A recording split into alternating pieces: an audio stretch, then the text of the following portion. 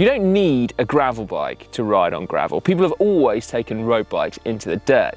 But if you do ride a lot of gravel, or you want to ride more gravel, then it could be a good idea just to tweak your road bike so that when you do leave tarmac, you're more comfortable and you have more fun. Crucially though, you're also going to want to be able to turn it quickly and easily back into a road bike and with no lasting damage.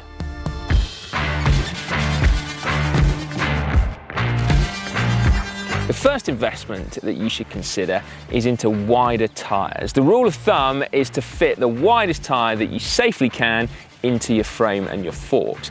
You can, of course, ride gravel roads on a 23mm wide tyre, but you'll probably need to pump it up so that it's rock hard in order to minimise the risk of punctures. And at that point, you're then going to be going an awful lot slower and in much less comfort. So on an ordinary road bike, you probably want to be able to squeeze like a 28mm wide tyre in. That is perfectly wide enough to tackle some proper gravel. On an endurance bike with disc brakes, you might be able to get a 32 in there, and then you're really in the game. Although, to put it into context, on an out-and-out gravel bike, you could probably fit a 40, maybe even a 45mm wide tyre on there. On this one, which is a true out-and-out road bike, I do happen to have monster tyre clearance. So I'm just going to see if I can go big.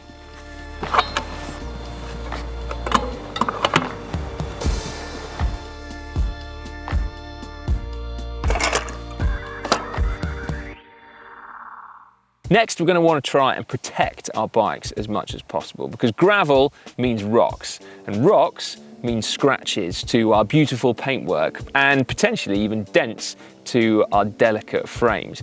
But there is a quick fix, and it's stuff called frame tape or helicopter tape. Now, I've literally just nicked this from the mountain bike guys. This is particularly heavy duty black mastic tape from 3M. And this will be absolutely perfect for chain stays, because as well as actual rocks flicking up and striking, the bumps also going to mean that you get more chain slap. So this will protect the delicate carbon there, and actually as a bonus, stop or dampen the noise slightly.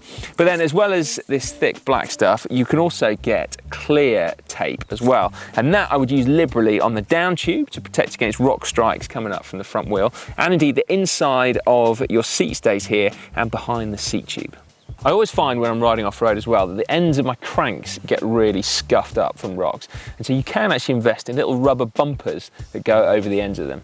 So if you want to keep them in pristine condition, that might be a good shout too. Next up, let's talk gear ratios, because riding on gravel is harder. Therefore, it tends to be slower. Therefore, you could really do with smaller gears.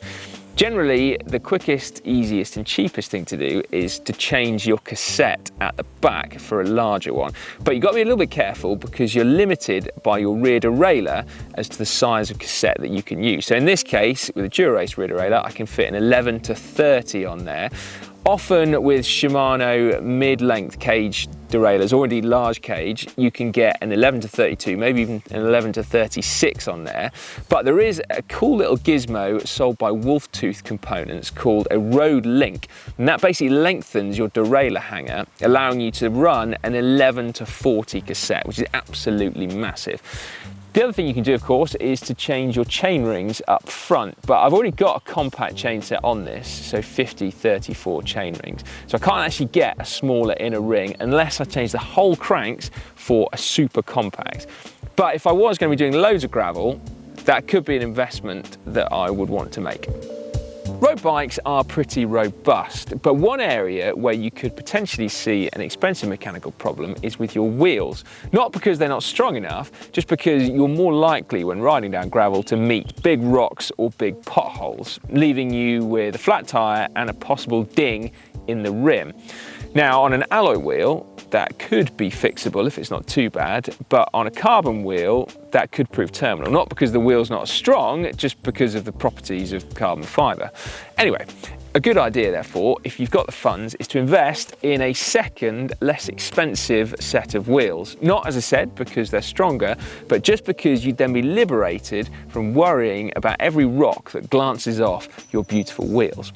Then, as an added bonus, you could always leave the second set of wheels set up with your fat gravel tyres and your fat gravel cassette, meaning that your other pair can be left with your road tyres and your road cassette. Therefore, you can swap between your gravel road bike and your road bike just by swapping your wheels out.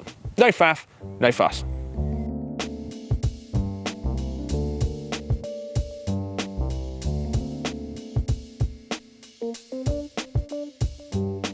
Our final modification is to suggest using mountain bike shoes and mountain bike pedals, for the simple reason that in mountain bike shoes you can get off and walk because they've got rubber tread on there.